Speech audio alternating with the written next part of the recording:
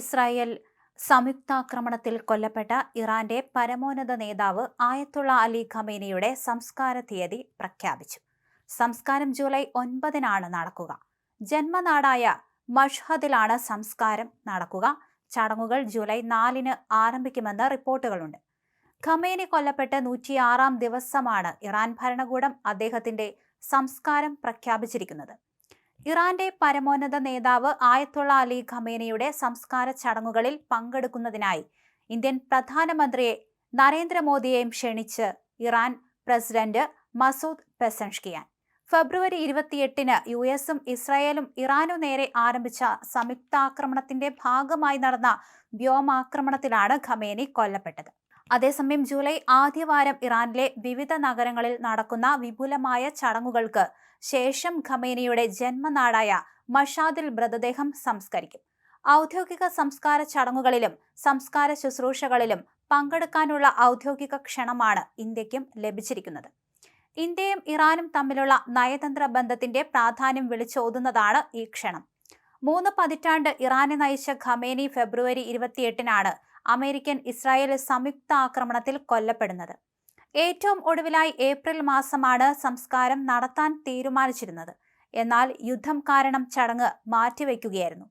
അതിനുശേഷം ഇപ്പോഴാണ് സംസ്കാരത്തിന്റെ തീയതി പ്രഖ്യാപിച്ചിരിക്കുന്നത്. വിപുലമായ ചടങ്ങ് നടത്താൻ വേണ്ടിയുള്ള സാഹചര്യം ഒരുക്കുന്ന ശ്രമത്തിലായിരുന്നു ഇറാൻ. ഇതിനായി നേരത്തെ തന്നെ പ്രത്യേക സംഘം പ്രവർത്തിക്കുന്നുണ്ടായിരുന്നു.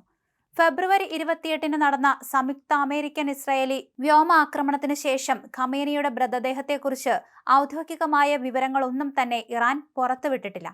ടെഹ്റാനിലെ പ്രധാന സംസ്കാര ചടങ്ങ് കുറഞ്ഞത് 24 മണിക്കൂർ നീണ്ടു നിൽക്കുമെന്നാണ് പ്രതീക്ഷ. തുടർന്ന് മതകേന്ദ്രമായ ഖോം നഗരത്തിൽ വിലാപയാത്രയും ഒടുവിൽ മഷ്ഹദിൽ ചടങ്ങുകളും നടക്കും. ഇമാം റേസ ദേവാലയത്തിലാണ് ഖബറടക്കം നടക്കുക. ഖമേനിയുടെ മൃതദേഹം ഖോം, മഷ്ഹദ് എന്നീ വിശുദ്ധ നഗരങ്ങളിലൂടെ വിലാപയാത്രയായി കൊണ്ടുപോയ ശേഷമായിരിക്കും സംസ്കാര ചടങ്ങുകളെന്നാണ് പറയുന്നത്.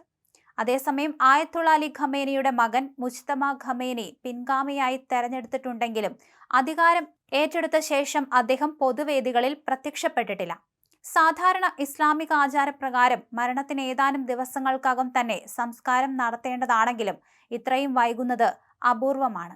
ഒട്ടേറെ ആളുകൾ എത്തിച്ചേരുമെന്ന പ്രതീക്ഷയും യുദ്ധ സാഹചര്യവും സംസ്കാരം വൈകാൻ കാരണമെന്ന് ഇറാനിയൻ അധികൃതർ മാർച്ചിൽ വ്യക്തമാക്കിയിരുന്നു. എന്തായാലും മുജ്തബ ഖമേനി ഇത്തരത്തിൽ സംസ്കാര ചടങ്ങുകളിൽ പങ്കെടുക്കുമോ എന്ന കാര്യത്തിലും വ്യക്തത വന്നിട്ടില്ല.